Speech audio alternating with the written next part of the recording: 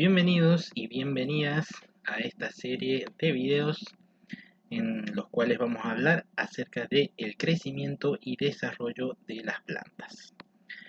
Mi nombre es Deolindo Domínguez, pertenezco a la Cátedra de Fisiología Vegetal de la Facultad de Ciencias Agrarias de la Universidad Nacional de Cuyo, y este es el primero de 3 videos donde vamos a perseguir los siguientes objetivos. En primer lugar, comprender el ciclo de vida de las plantas y sus diferentes etapas. Vamos a integrar los procesos vitales que ya hemos visto, pero ahora durante el crecimiento. Describir las zonas de la planta involucradas en el crecimiento. Vamos a identificar los factores externos e internos que actúan sobre el crecimiento de las plantas. Y por último, cómo medir y analizar el crecimiento. Entonces, comencemos con este primer video. Bien, como ustedes ya saben, el ciclo vital de las plantas con flores comienza con la germinación de las semillas, luego la emergencia de las plántulas y el establecimiento de estas.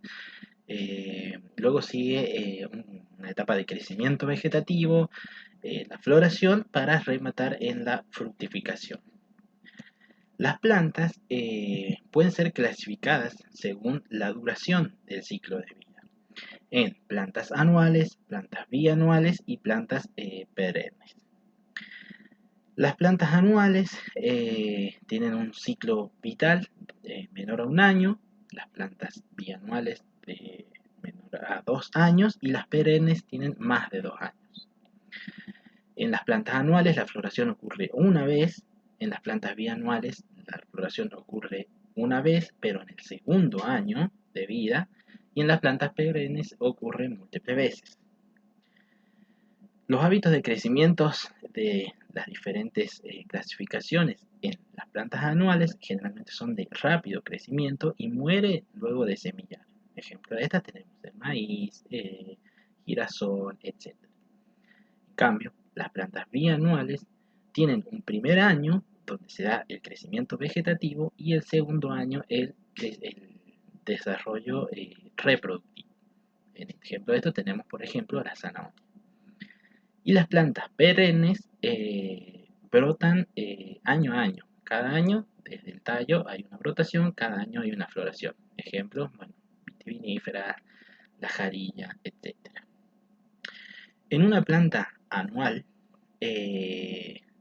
tenemos que las semillas germinan, comienza el crecimiento vegetativo, luego pasa, como además, por el periodo juvenil, sigue la floración, la fructificación y posterior senescencia, y por último el fruto con semilla. Todo este ciclo se da en el transcurso de un año y la planta debe florecer y dar semillas para dejar descendencias en un año.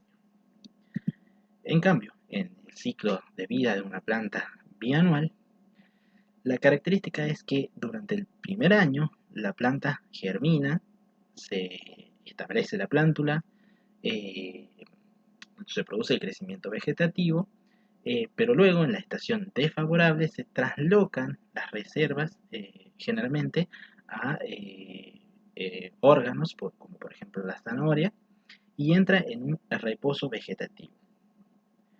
Luego en el segundo año se reactiva el crecimiento y en esa estación desfavorable se dieron las condiciones para que la planta salga del estado vegetativo y esté lista para entrar en la floración. Entonces luego sigue la floración, la maduración de frutos, cenece y muere en estos 2 años. Luego vamos a ver en el video de desarrollo reproductivo con más detalle estos procesos de floración en estas plantas. Y por último, una planta perenne, tenemos que germina la semilla, se establece la plántula, se pasa por una fase vegetativa y luego le sigue una fase reproductiva. Pero esto puede darse múltiples veces a lo largo de varios años. la primavera la planta va a florecer, esa floración puede pasar al verano para fructificar, en el verano luego pasa al otoño donde las plantas se mecen, en el invierno permanecen, en el caso de que sean caudicifolias, sin hojas y luego entran de nuevo a brotar en primavera. En el caso de que no sean caudicifolias, las plantas permanecen con hojas, florecen generalmente en primavera o también pueden florecer en verano, fructificar en otoño, y todo esto dependiendo de la especie. Ahora vamos a definir qué es crecimiento y qué es desarrollo vegetativo. Ambos son procesos de incremento de tamaño y peso que están interrelacionados. El crecimiento se define como el aumento irreversible de masa y o volumen de una célula, un tejido, un órgano o de la planta entera. Este proceso implica cambios cuantitativos entonces relacionados con el aumento de masa y volumen. El desarrollo, por otro lado, implica crecimiento, cambios cuantitativos, como ya vimos, y además implica diferenciación, cambios cualitativos como tamaño, estructura y función de los órganos, hasta que alcanza su estado definitivo. Es muy importante tener en cuenta la diferencia entre estos dos conceptos. Ahora bien, a nivel celular, el crecimiento comprende tres eventos. Primero tenemos división celular, donde a partir de una célula, por mitosis, se producen dos células. Esta división no siempre es igual y bueno, por polaridad, la división puede ser desigual. La polaridad, recuerden, como vimos en la clase de hormonas, es una propiedad que le permite orientar el crecimiento en una dirección. Así también, a nivel celular, otro evento que puede implicar el crecimiento es el alargamiento celular. El alargamiento celular, donde intervienen auxinas y giberelinas, lo que pasa es que aumenta el volumen en una dirección por la entrada de agua a la célula, como ya lo vimos también en la clase de hormonas. Y por último tenemos la diferenciación celular. Este es el otro evento que comprende también que haya crecimiento. Es cuando una célula alcanzó su volumen final, esta se especializa en una determinada función celular según el lugar donde se encuentre. Relacionado con esto de la diferenciación, hay un concepto muy importante que es la totipotencia. La totipotencia se define como la capacidad de una célula vegetal para regenerar un individuo completo e igual al que le dio origen bajo ciertas condiciones que deben ser adecuadas. Ejemplos de esto tenemos, por ejemplo, raíces adventicias que pueden salir de tallos, regeneración de xilema y floema a partir de células de la corteza, y o cicatrización y generación de raíces a partir de estacas, por ejemplo. Lo importante es que la diferenciación celular es un proceso, entonces, frecuentemente reversible. Es decir, como vimos en la diapositiva anterior, una célula que tiene una función dada puede desdiferenciarse para volver a un estado meristemático y luego puede dar origen a un nuevo individuo. Este es el principio usado en la técnica de cultivo in vitro, por ejemplo. Relacionado a esto tenemos, por ejemplo, la embriogénesis somática, también denominada embriogénesis asexual o adventicia. ¿En qué consiste? Consiste en el desarrollo de embriones a partir de células que no son el producto de una fusión de gametos durante la fecundación, o en otras palabras, digamos, un proceso por el cual se produce una estructura bipolar, o sea, un embrión, a partir de una célula somática, sin necesidad de que haya habido fecundación. Entonces, este es otro ejemplo de la totipotencia y la desdiferenciación celular. Y un ejemplo muy típico es la de estas plantas, que son Bryophyllum del género Kalanchoe. Por ejemplo, esto se produce de manera natural, digamos. Un proceso se produce con cierta naturalidad, digamos. Y ocurre de manera espontánea en muchas familias de plantas. Y algunas son muy importantes, por ejemplo, este proceso se da en algunas compuestas, se da en curcubitáceas, en algunas gramíneas, rosáceas, leguminosas, perdón, etc. Es entonces un proceso tan natural como la embriogénesis cigótica clásica que nosotros conocemos. Eh, Hay algunos casos conocidos también, por ejemplo el de los cítricos, en los que ambos tipos de embriogénesis, la somática y la cigótica, ocurren casi simultáneamente en el interior de la semilla. Y esto puede ser usado para obtener un nuevo individuo en planes, por ejemplo, de mejoramiento genético, de conservación de especies, etc. Por ejemplo, el primero en obtener esto fue un científico allá por los años 1930, en donde se obtuvo de una zanahoria, de una célula de la raíz, cortó fragmentos muy pequeñitos de 2 miligramos, se cultivaron en medios, digamos, con nutrientes, y luego entonces vio cómo las células en suspensión comenzaban a dividirse y generaban embriones somáticos. Esto se puede hacer. Luego con esos embriones somáticos se puede generar una planta completa hasta una planta adulta. Entonces, ¿dónde se lleva a cabo el crecimiento? El crecimiento, la formación de órganos, luego de que ya hemos pasado la embriogenesis, luego de que ya emergió la planta, ocurre en los meristemas. Acá vemos el desarrollo embrionario de Arabidopsis y vemos, por ejemplo, que en etapas muy tempranas del desarrollo embrionario ya tenemos los meristemas. Por ejemplo, el de la raíz, marcado en rojo en la figura E, y en la figura F, el azul, es el meristema apical del tallo. Vemos que en etapas muy tempranas ya tenemos los meristemas.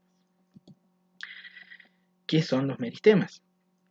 Los meristemas son grupos de pequeñas células especiales, isodiamétricas, que tienen la capacidad de dividirse activamente y dar origen a todos los órganos de la planta. Estas células se caracterizan por tener la capacidad de totipotencia que definimos hace rato. Es decir, pueden transformarse en cualquier tipo celular. Los meristemas son un grupo de células muy poco diferenciadas o indiferenciadas, así como las células embrionarias, y además son altamente proliferativas, lo que permite el crecimiento continuo de la planta. Bien, ¿cómo se clasifican los meristemas? Los meristemas pueden clasificarse según el origen o según la ubicación, y después esto se puede interrelacionar. Según el origen, los meristemas se clasifican en meristemas primarios y meristemas secundarios. Los meristemas primarios se derivan directamente de las células embrionarias durante la embriogénesis, las que vimos en la diapositiva anterior. Están activos entonces desde el desarrollo temprano del embrión y persisten en los ápices del tallo y en los ápices de la raíz. Forman los tejidos primarios responsables del crecimiento, principalmente en longitud, que es el crecimiento que vamos a llamar primario, crecimiento en longitud. Los meristemas primarios son la protodermis, el procambium y el meristema fundamental. Luego tenemos los meristemas secundarios. Los meristemas secundarios, aparecen posteriormente durante el desarrollo de la planta. Se forman a partir de células adultas o diferenciadas que retoman la actividad meristemática. Y estos son los responsables del crecimiento secundario, es decir, en grosor o en diámetro de las plantas, sobre todo en dicotiledóneas. Entonces, los meritemas primarios serían los responsables del crecimiento en longitud y los secundarios del crecimiento en diámetro. Luego, en función de su localización en el cuerpo de la planta, podemos clasificar a los meristemas como meristemas apicales, que son los que se encuentran en el extremo del tallo y la raíz. Entonces, estos son los responsables del crecimiento primario. Los meristemas laterales se ubican a lo largo del tallo y la raíz y son los que producen el crecimiento secundario. Y por último, los meristemas intercalares son los localizados en nudos o base de hojas, pero son más comunes en monocotiledóneas. Acá tenemos cómo está conformado el meristema apical, por ejemplo, de la raíz. El meristema apical de la raíz, entonces tenemos esa zona ahí gris, que son células en activo crecimiento. Son responsables estas células de producir la cofia o caliptra, que es la parte verde del esquema, que protege a las células meristemáticas. Esta se genera constantemente, ya que en el proceso de penetrar el suelo se va desgastando. Entonces las células meristemáticas van generando esta cofia sistemáticamente. Luego tenemos los meristemas primarios, responsables del crecimiento primario en longitud y diámetro de la raíz, donde podemos diferenciar en azul la protodermis, que forma la epidermis para la protección de la raíz. Tenemos el meristema fundamental, que forma, digamos, la región de la corteza, y el procambium, marcado en azul en el medio, es el responsable de formar los tejidos vasculares primarios. Se encuentra en ese cilindro macizo en el centro. Esto es un meristema de la raíz. Sería un meristema, según su localización, apical de la raíz. Ahora bien, vamos a lo que es el meristema apical del tallo. En el meristema apical del tallo vemos ahí en el esquema, señalado con las flechas, son células chiquititas en activo crecimiento, con núcleos que son más prominentes. En los meristemas apicales encontramos también las yemas axilares, que son más que nada réplicas del meristema apical en las axilas de las hojas. En un meristema apical podemos encontrar los primordios foliares, como se ven allí, que también son producidos por el meristema apical del tallo. En cuanto a los meristemas primarios que conforman el meristema apical, tenemos marcado, por ejemplo, la protodermis en celeste, que genera la periferia de estos órganos jóvenes. Tenemos el procambium, marcado en azul, que va a ser el responsable de la formación de los tejidos vasculares, y todo lo amarillo conforma el meristema fundamental, que acá se encuentra por fuera y por dentro, digamos, del cilindro hueco del procambium. Bien, hasta ahí vemos los dos meristemas apicales, el de la raíz y del tallo. Los meristemas laterales, por su parte, recordemos, eran los responsables del crecimiento secundario, es decir, radial, en algunos grupos de plantas. Se trata entonces de los meristemas laterales, se tratan de el cambium y el felógeno. que se disponen en forma de un anillo, si hacemos un corte transversal, en el eje de un tallo, por ejemplo.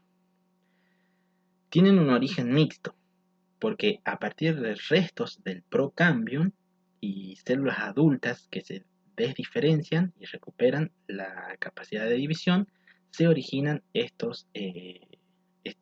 meristemas laterales. Acá, por ejemplo, tenemos un corte transversal del tallo en el esquema, y en la foto vemos la zona cambial con muchas células poco diferenciadas, ahí donde remarcado con la línea amarilla, en donde al interior se van a diferenciar el xilema, al interior del tallo, digamos, y hacia el exterior se va a diferenciar el floema. Este es un ejemplo de Salix migra. Entonces, si observamos cómo es que se da la actividad del tallo, digamos, usualmente en tallos leñosos, ustedes saben, se demarcan anillos de crecimiento. Y esto obedece a la actividad estacional del cambio, este meritema lateral que estamos analizando. Entonces, el xilema siempre se acumula, digamos, durante toda la vida de la planta. En cambio, el floema puede desprenderse gradualmente. Entonces, si decimos que el xilema se acumula durante toda la vida de la planta, los xilemas más antiguos, entonces, se presentan en el centro del tallo. Acá marcamos la zona cambial de este tallo de tilo con esa línea verde, donde hacia el centro tenemos el xilema y varios anillos, que significan varios años de crecimiento, y hacia la derecha el floema. Acá les he marcado para que vean cuánto creció ese anillo en el primer año, el segundo año, un tercer año de crecimiento, un cuarto año de crecimiento y un quinto año de crecimiento.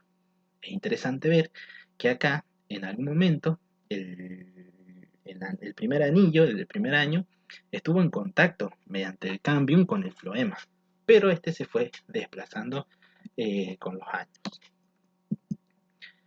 Bien, otro meristema lateral, además del cambium, que es uno de los más importantes, es el felógeno.